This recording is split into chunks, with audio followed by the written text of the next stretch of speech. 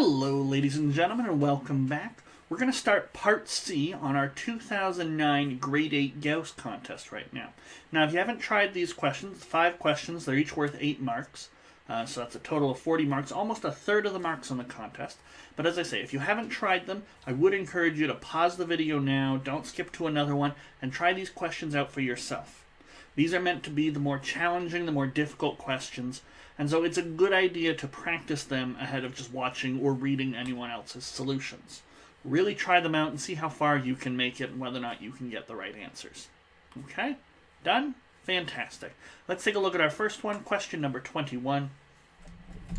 The product of 4 different positive integers is 360. What is the maximum possible sum of these 4 integers?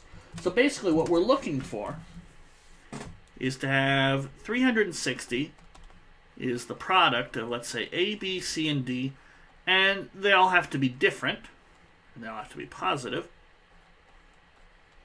And we just want to know what choice of A, B, C, and D is going to give me the biggest sum. Okay?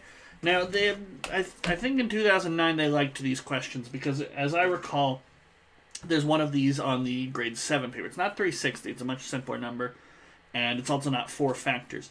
But in general, what you want to do for these types of questions, if we're trying to make the sum as big as possible, we want the numbers to, we want all but one of the numbers to be as small as we can, and then that extra number, in this case the 4th number, to be as big as possible, as big a factor of 360 as possible.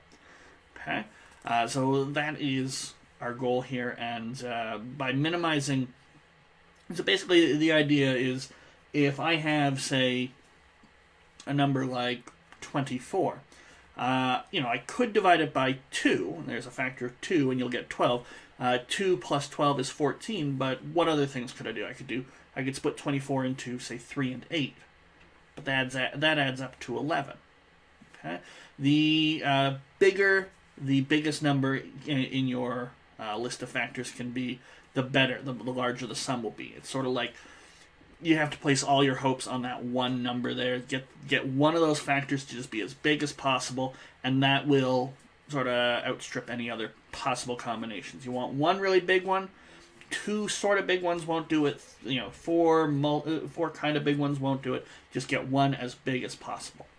And on the other hand, if you're trying to make it as small as possible, if you're trying to make the sum as small as possible, you just want these 4 numbers to be as close to each other as possible. Don't try and make the factors small. They'll sort of make themselves small as you go.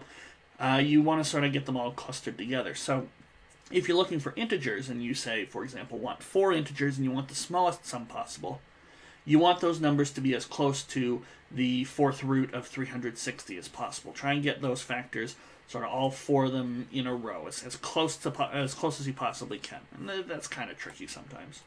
But certainly getting the biggest, which is what we're looking for in this question, is relatively straightforward. You just want to make one factor as big as possible. So we'll make D as big as possible.